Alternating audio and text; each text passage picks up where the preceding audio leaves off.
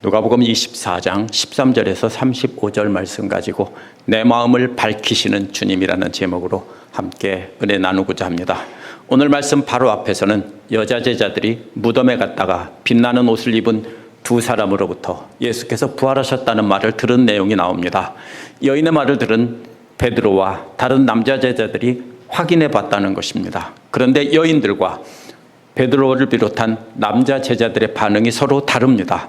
여인들은 예수님의 말씀을 회상했다고 했는데 여인들도 물론 완전히 믿은 것은 아닙니다. 하지만 예수님께서 과거에 말씀하신 것을 떠올리며 빈 무덤과 연결시켰던 것은 틀림없습니다. 여인들의 마음에는 소망의 불이 켜지기 시작한 겁니다.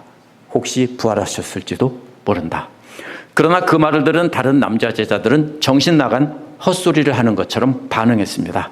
무덤에 가서 확인한 베드로 역시 믿지 못하고 이상하게 여겼고요. 그런데 어째서 남자 제자들은 여자들과 이렇게 반응이 다를까요?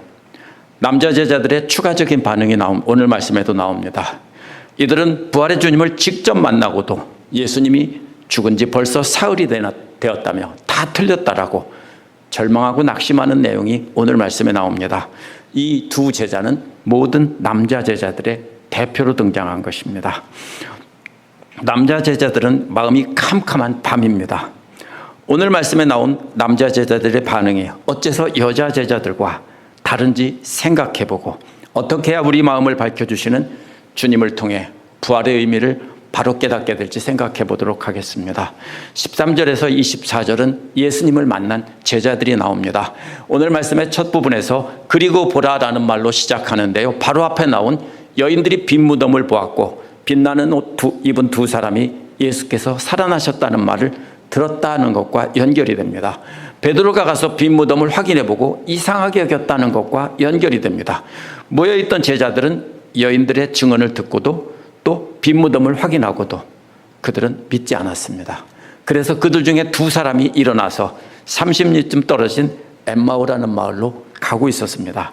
그렇다면 그리고 보라라는 말은요, 놀라운 구경거리가 생겼다고 했는데 무슨 구경거리냐면 부활의 소식을 듣고도 믿지 못하는 제자들을 보라는 것입니다. 예수님을 직접 만나고도 깨닫지 못하는 이 두 제자들, 답답한 두 제자들을 보라는 것입니다.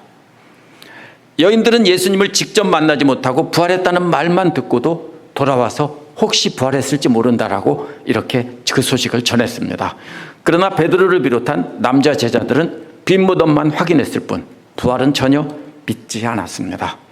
이 두 남자 제자들은 부활의 소식을 전해 들은 뒤에 터무니없는 소리라고 생각하며 낙심하고 엠마오 마을로 걸어가고 있었습니다. 25리에서 30리쯤으로 번역한 말은요, 원어에서는 60스타디오스인데 고대 그리스의 올림픽 경기장 스타디움의 60배 정도 되는 거리입니다. 그래서 60스타디움이라는 뜻입니다. 이들은 그냥 걷고 있던 것이 아니라 그날에 일어난 모든 일에 대해서 대화하며 걷고 있었습니다. 그게 뭡니까? 19절에서 24절에 나오는 내용인데요.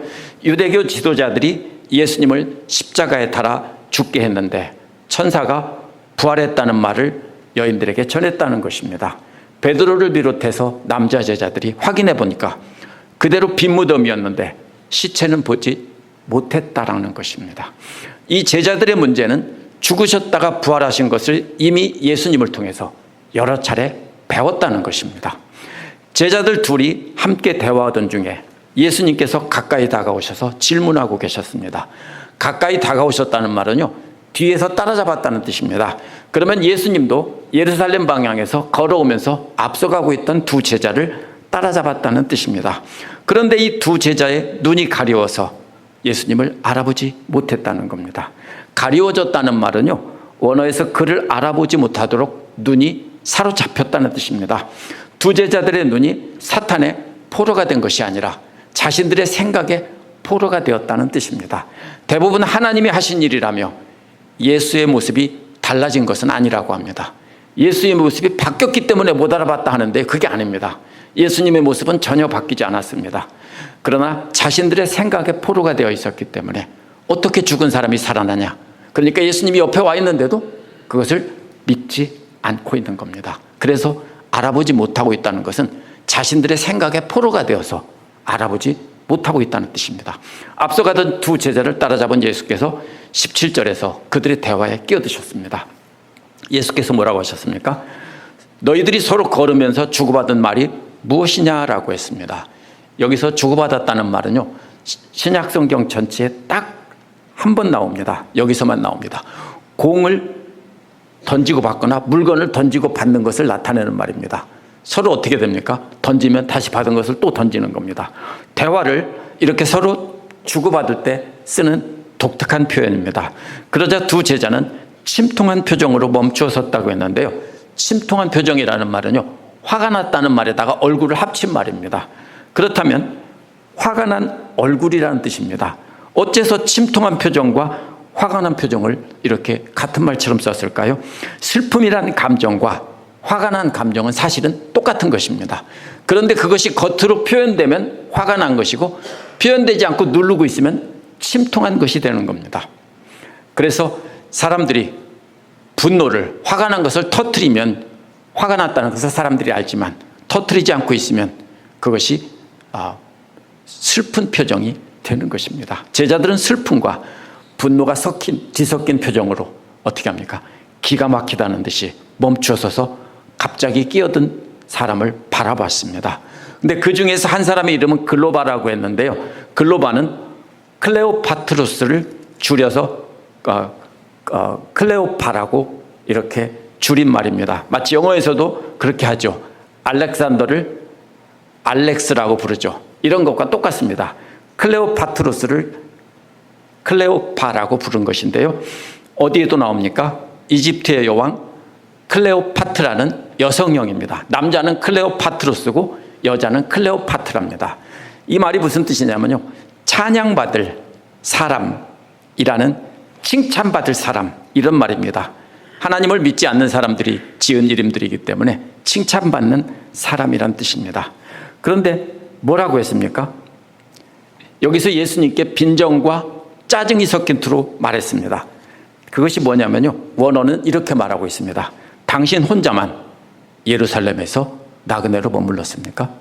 무슨 뜻이냐면, 텅 빈, 아무도 없는 빈 예루살렘에 당신 혼자만 나그네로 머물렀습니까? 이런 말입니다. 예루살렘에 아무도 없고 예수님은 혼자서 거기서 며칠 머물고 왔느냐, 이런 뜻입니다. 이게 무슨 뜻입니까? 비꼬는 투로, 화가 난 투로 말하는 겁니다. 이런 말은요, 이들이 기대하던 예수님이 비참하게 돌아가셨는데, 그래서 낙심하고 분노하고 있는데 옆서 말을 걸으니까 화가 나서 하는 말입니다. 자신들이 생각했던 것이 이루어지지 않았기에 낙심한 겁니다. 그런데 이렇게 자신들이 기대한 것이 이루어지지 않고 낙심하거나 분노했을 때 누가 말을 걸면 어떻습니까? 짜증이 확 올라오는 거죠. 그래서 이들은 예수님께 짜증을 내고 있는 겁니다. 그래서 침통한 표정이 아니라 화가 난 표정으로, 그 다음에 예수님께 빈정거리는 투로, 조롱하는 투로 이렇게 말한 겁니다. 이들이 무엇 때문에 그렇게 낙심했는지 21절에 나오는데요, 이스라엘을 구원하실 분이라는 말입니다. 이스라엘이 구원하실 분이라는 말의 의미를 정확히 알아야 됩니다.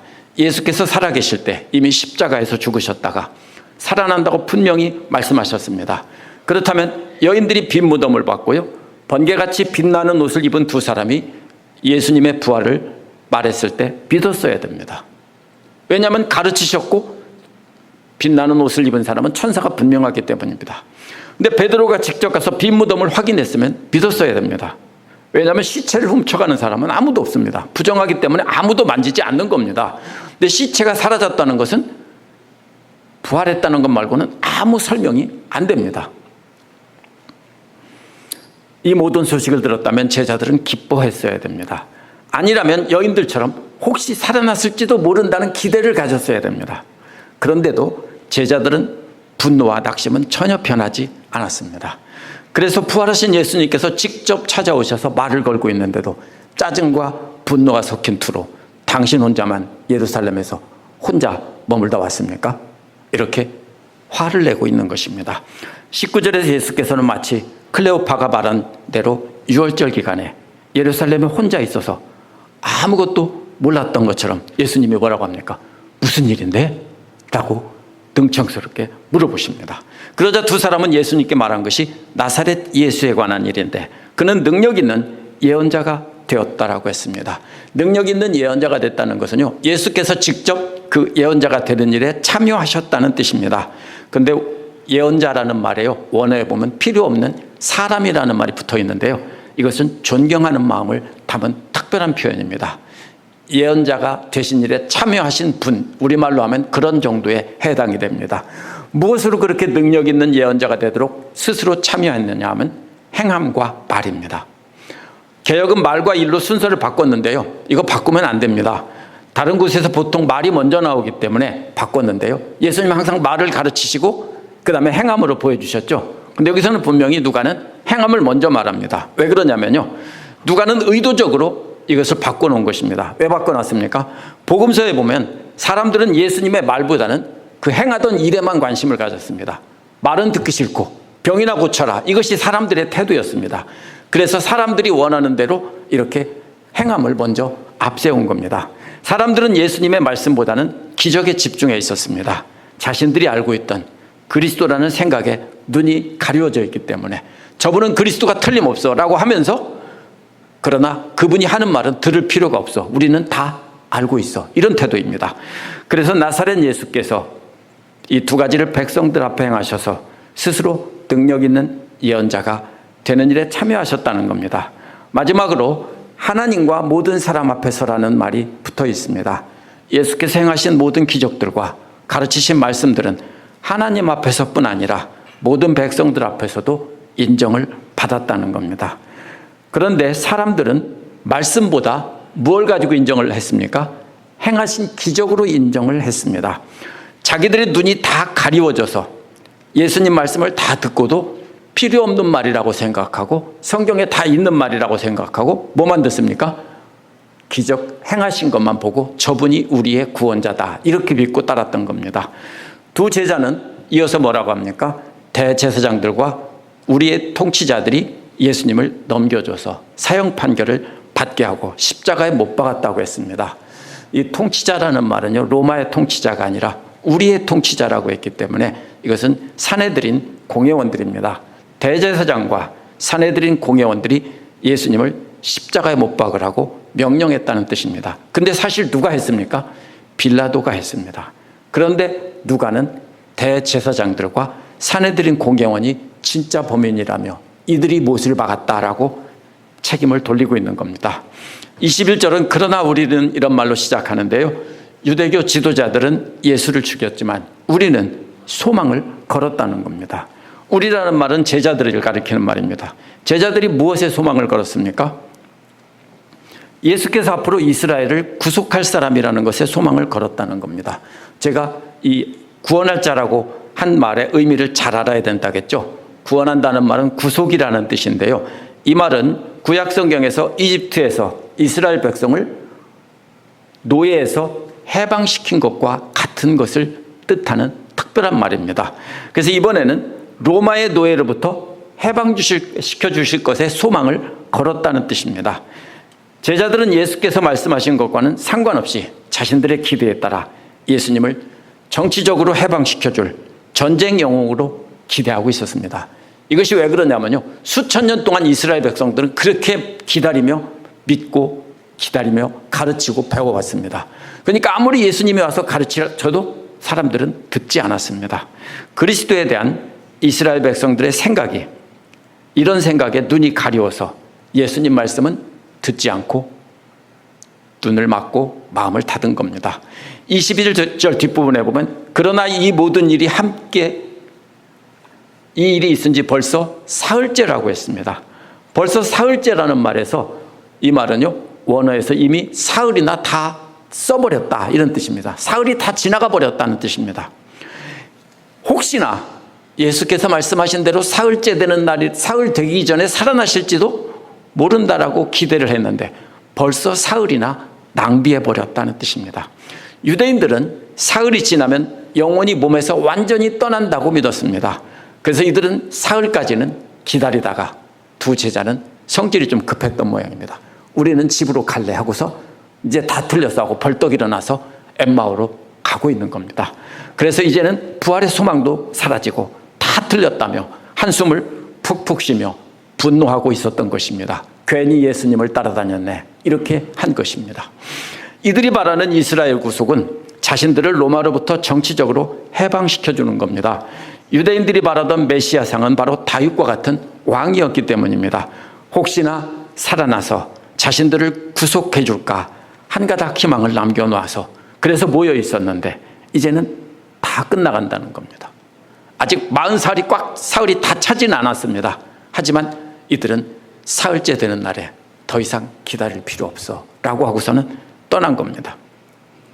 여인들이 빈 무덤에 가서 보았고 천사가 살아났다고 했고 베드로도 가서 확인했는데도 이들은 고향으로 가고 있습니다. 예수님께서 나타나셔서 옆에서 말을 걸고 있는데도 이들은 알아보지 못하고 있습니다. 이들이 기대하는 부활이란 부활하신 예수께서 모든 이스라엘 백성을 군대로 소집해서 특별히 예루살렘에 주둔해 있던 또 가이사랴에 주둔해 있던 로마 군대를 그 능력으로 쳐부수고 대관식을 올리는 것입니다. 이들은 무덤이 비어있거나 천사가 살아났다고 하는 허무맹랑한 말에는 관심이 없습니다. 만약 실제로 일어났다면 예수님께서 군대를 이끌고 로마와 싸우고 있다는 소식입니다. 그것만 기대하고 있었습니다. 그랬기 때문에 어떤 말을 해도 이들은 듣지 않았습니다. 아, 예수께서 부활하셔서 지금 로마에서 군대들과 싸우고 있대 라고 하면 귀가 번쩍 뜨여서 돌아갔을 겁니다. 그런데 그런 말이 아니니까 이들은 콱 닫아버렸습니다. 그러나 이제는 다 틀렸다며 절망적이라고 한 말에 반대되는 내용이 나오는 것이 바로 우리 중에 어떤 여자들이 놀라게 했다는 겁니다. 우리 중에라는 것은 제자들이라는 뜻입니다. 여기서 여자들도 제자들로 포함해서 우리들 중에 어떤 여자 제자들이 바로 놀라게 했다는 겁니다. 11절과 연결해서 읽어볼 때 무덤이 비어있다는 것을 놀라기는 했지만 부활했다는 천사의 말은 믿은 것은 아닙니다. 그 놀란 내용이 23절에 나오죠. 여인들이 그의 몸을 발견하지 못하고 돌아와서 천사의 환상을 보았다 하면서 천사들이 그가 살아났다고 말했다는 겁니다. 여기서 재미있는 말이 하나 나옵니다. 여인들은 환상이라고 말한 적이 없습니다. 천사를 빛나는 옷을 입은 사람을 보았다고 본 그대로 말했습니다. 천사라고도 안 했습니다. 근데 뭐라고 했습니까? 아, 헛개비를 보았구나, 헛것을 보았구나 하고서는 환상을 보았다라고 하고 있는 겁니다. 그래서 이 남자 제자들은 그 의미를 축소시켜 버렸습니다. 개역도요, 환상이라는 말을 천사의 나타남이라고 번역했는데 이것은 분명히 잘못 번역한 겁니다. 남자 제자들은 굉장히 부정적인 태도로 말하고 있습니다. 헛것을 봤다는 뜻으로 환상을 보았다라고 의미를 축소시켜 말하고 있습니다. 하지만 원어는 분명히 이 두 제자가 부정적으로 말하고 있는 겁니다. 여인들은 분명히 빛나는 옷을 입은 두 사람을 보았다고 했는데, 그리고 들었다고 했는데, 남자 제자들은 믿지 않고 그 여자들이 헛것을 보고 있다고 말했다고 생각해서 환상을 보았다, 이렇게 말하는 겁니다. 한번 마음이 닫히면은요, 어떤 말을 해도 계속 말을 바꿔서 듣게 마련입니다. 또 이어서 두 제자들은 우리 중에 어떤 사람이 무덤으로 갔고 여인들이 말하는 것과 같다는 것을 발견했지만 그를 보지는 못했다고 했습니다. 12절에서는 혼자 갔다고 했는데 누가는 여기서 말을 바꿨죠. 제자들이 갔다. 이게 뭐냐면요, 앞에서 베드로 혼자만 갔다는 게 아니라 베드로도 가고 다른 제자들도 우르르 따라갔겠죠. 근데 베드로 가서 들어가서 본 것만 말한 것입니다. 그래서 여러 제자들이 확인을 해봤는데 역시 믿지 못하고 저 여자들이 헛소리를 하고 있군, 이렇게 말하고 있는 것이 이 부분의 내용입니다.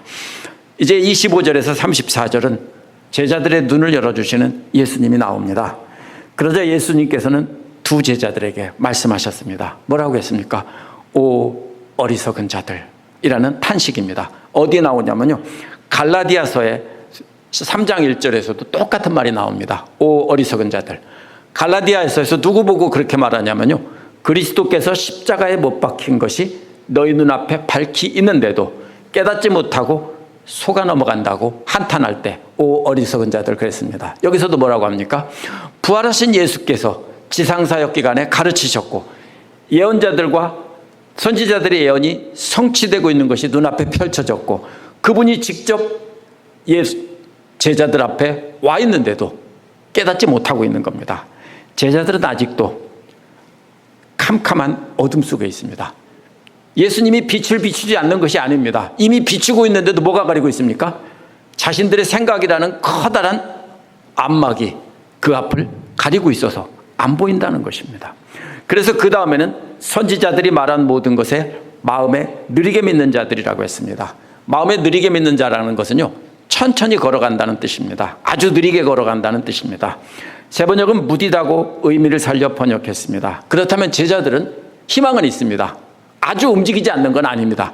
조금씩 움직이고 있는데 아주 천천히 움직이고 있구나, 이런 말입니다. 그래서 마음으로 깨닫는 것이 뭐라고요? 형광등, 옛날에 고장난 형광등처럼 한참 깜빡깜빡하다가 앞으로 켜질 것입니다. 딱 그 모습입니다. 지금은 깜빡깜빡하고 있습니다. 그러다가 한참 있다가 나중에 켜집니다. 그렇다면 제자들은 느리지만 분명히 깨닫는다는 뜻입니다. 예수님은 모든 것을 다 아시기 때문입니다. 26절에 보면 예수께서 반드시 필요하지 않느냐라고 하십니다. 고난을 받는 것과 자기의 영광 안으로 들어가는 것, 이 두 가지가 반드시 필요하다는 겁니다. 고난은 이미 받으셨죠. 자기의 영광이란 원어에서는 그의 영광이기 때문에 하나님의 영광입니다. 예수께서 고난을 받으셨고 부활하셨기에 이미 영광 안으로 들어간 것도 맞습니다. 그러나 여기서 들어간다는 말은요, 어떤 공간 안으로 들어간다는 것입니다. 무슨 뜻입니까? 그의 영광, 하나님의 영광의 속으로 들어간다는 것인데 무슨 뜻이냐면요, 영광의 하나님의 품 안으로 들어간다는 뜻입니다. 그렇다면 여기서 예수님이 이제 부활하신 예수님께서 제자들과 함께 있다가 하나님 품으로 돌아간다는 뜻으로 말하고 있습니다. 율법과 예언서라는 말은요, 성경 전체라는 뜻으로 쓰이기도 합니다. 근데 여기서는요, 모세의 율법과 예언서들에서 시작해서 모든 성경이라고 했기 때문에 율법과 예언서와 그로부터 시작해서 나머지 모든 성경을 가지고 설명해 주셨다라는 뜻입니다. 그러다 보니까 28절은 어느새 두 제자가 가려는 마을에 가까이 왔다는 겁니다. 그런데 예수님은 더 가시려는 것처럼 행동했다고 했는데요, 이 말도 딱 한 번 여기서밖에 안 나옵니다. 예수께서 더 가시려는 것처럼 이렇게 연극하는 것처럼 했다는 것인데, 그러나 연극이 아닙니다. 실제로 더 가려고 했습니다. 만약 초청하지 않았다면 더 가려고 했던 겁니다. 처음에는 예수님께서 주도적으로 가까이 다가오셔서 하나님 말씀으로 자신에 대해서 말씀해 주셨지만, 말씀을 다 들은 뒤에는 제자들이 초청을 해야 되는 겁니다. 그래서 억지로 예수님이 제자들을 따라가지 않고 더 가시려고 했던 겁니다. 그래서 29절에서 제자들은 못 가게 말리고 이렇게 강권해서 만류했다고 했는데요, 옆에서 붙잡고 힘썼다는 뜻입니다. 우리와 함께 우리 집으로 가자는 겁니다. 이미 저녁때를 향하고 있고 날은 완전히 기울었다고 했는데, 저녁이라는 말은 서쪽이라는 뜻입니다. 이미 날이 서쪽을 향하고 있고요, 해가 서쪽으로 넘어가고 있다는 겁니다. 그래서 완전히 날이 구부러졌다는 것입니다. 고대 사회에서는요, 날이 저물 때 낯선 사람이라도 그냥 보내는 것은 예의가 아니었습니다. 고대 근동지방에서 낯선 나그네를 환대하는 것은 종교적으로도 아주 중요한 덕목으로 간주되었습니다. 우리나라도 마찬가지고 지금도 중동지방의 외진 곳을 여행하는 나그네들을 보면은 이렇게 무료로 재워주고 환대를 하는 모습을 경험했다는 사람들을 많이 봅니다.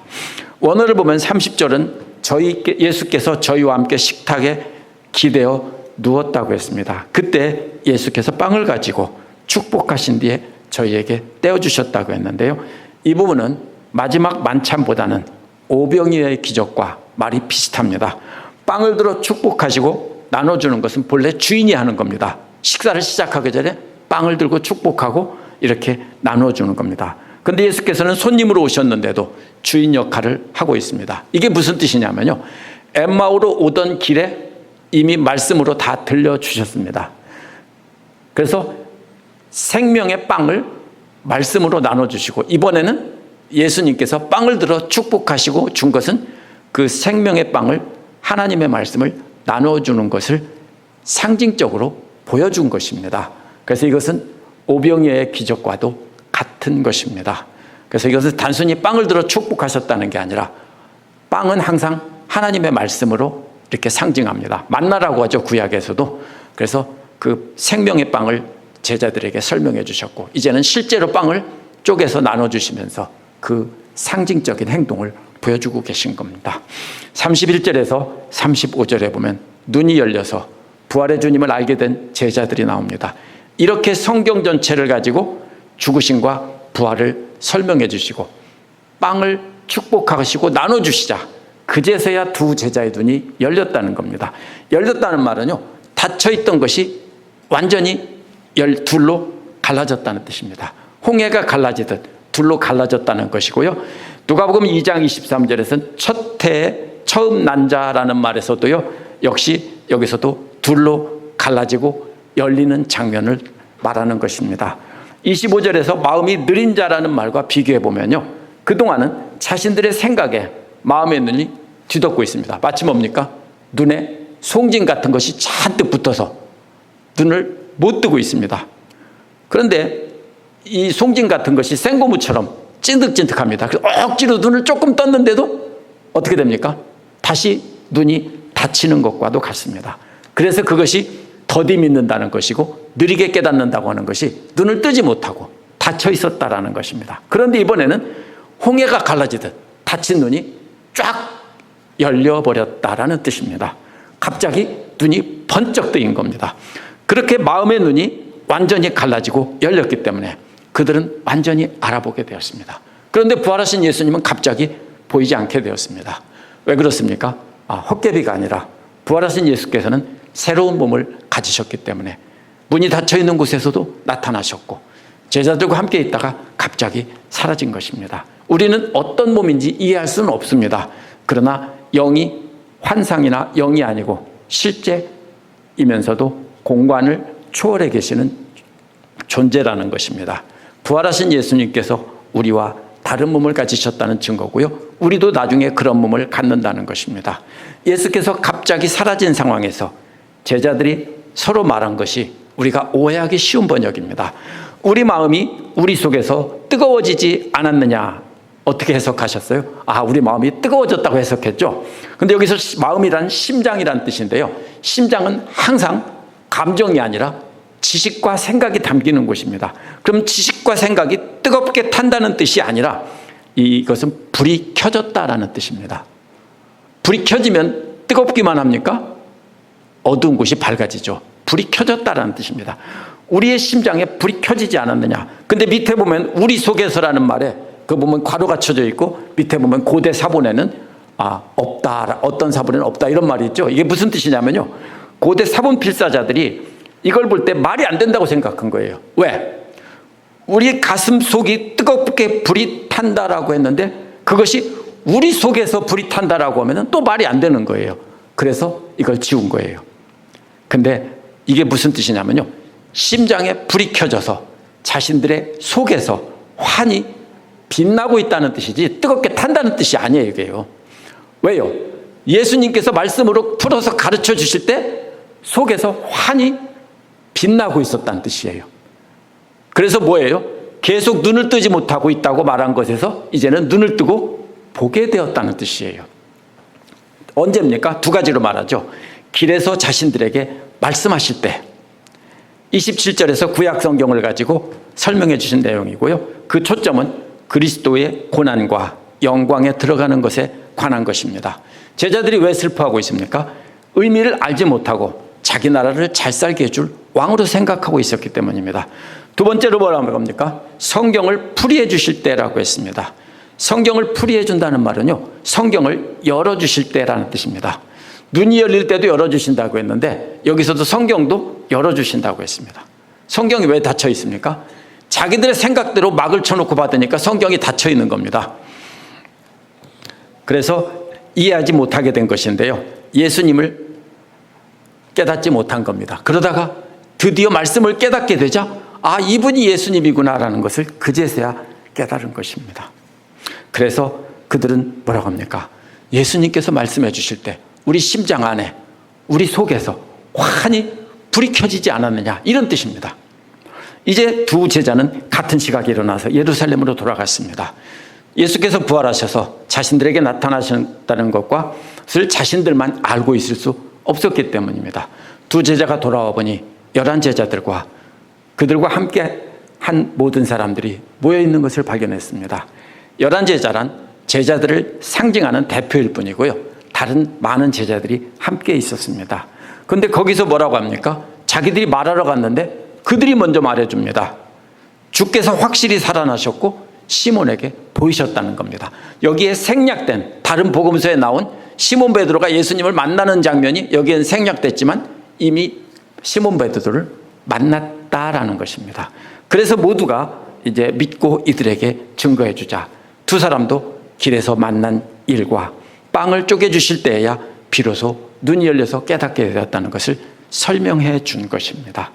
그래서 오늘 말씀의 초점은 엠마오로 가던 제자들은 예루살렘에 모여있던 모든 제자들을 대표하는 것인데요. 분명한 증거를 다 보고도 깨닫지 못했다는 것입니다. 그래서 두 제자가 예수님을 알아보지 못한 것은 하나님께서 알아보지 못하도록 모양을 바꾼 게 아니라 자기들의 눈이 닫혀서 자기들의 생각에 가려서 보고도 알아보지 못했다는 뜻입니다.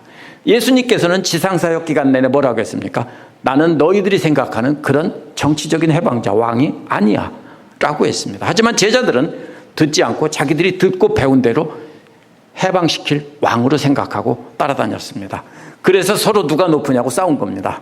오늘 말씀에서 부활하신 주님께서 자신의 몸을 보여주시며 나야 나라고 하시며 강제로 눈뜨게 하지 않으셨습니다. 그게 쉽겠죠. 똑바로 봐 나야 나 그러면 되는데 대신에 모세오경과 예언서를 시작해서 구약성경 전체를 가지고 설명해 주셨습니다. 예수님이 살아계실 때 하신 것처럼 말씀을 가지고 풀어주셨습니다. 그럴 때 그들의 어두운 생각 속에 불이 켜지게 했습니다. 믿음이란 눈으로 보는 것에서 나오는 것이 아니기 때문입니다. 믿음이란 하나님 말씀을 듣는 것에서 나오는 것이기 때문입니다. 오늘날 우리도요, 기적이나 예수께서 재림하시는 분명한 증거를 보고 눈으로 본다면, 그래서 믿는다면 그것은 믿음이 아닙니다.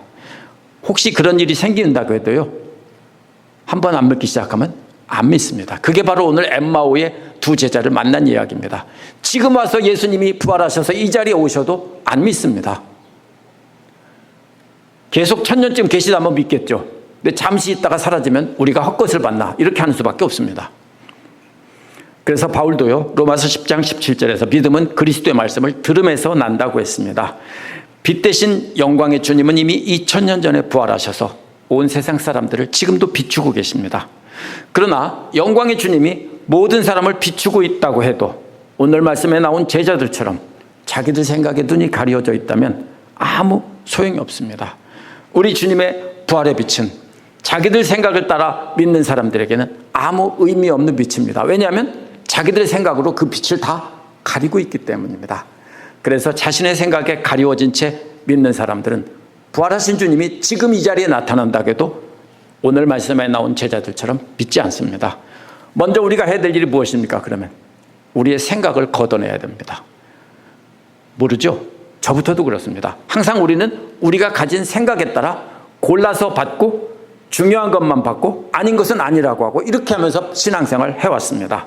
그렇게 하다 보니까 우리가 깨닫지 못하는 것입니다. 예수께서 이미 말씀하신 것을 그대로 받고 그대로 믿을 때 진정한 부활의 의미를 깨달을 수 있습니다. 그래야 우리 주님 부활이 우리 각자에게 의미가 있는 것입니다. 주님은 분명히 부활하셨습니다. 그러나 우리 각자가 우리의 생각을 걷어내고 그대로 믿지 않는다면 그 부활은 아무 의미가 없습니다. 이미 빛으로 비추고 계신 주님의 말씀을 우리의 생각을 환히 비춰주시도록 우리의 생각을 먼저 걷어내야 합니다. 우리 각자가 생각에 주님의 말씀으로 불이 켜지고 환히 밝아지는 체험을 하지 못한다면 주님의 부활은 과거의 역사일 뿐입니다. 지금 이 시간 부활의 주님께서 우리를 찾아오셔서 하나님 말씀을 깨닫게 하시고 어두운 마음에 불을 밝혀 주시기를 함께 기도합시다. 우리가 명심해야 될 것은 주님이 우리를 강제로 눈을 벌려 뜨게 하지 않는 것입니다. 우리가 우리 생각을 내려놓고 우리 주님의 말씀을 주의 깊게 듣고 간직할 때 부활의 주님의 영광이 우리 각자의 마음 안에 비추는 것입니다. 기도하겠습니다.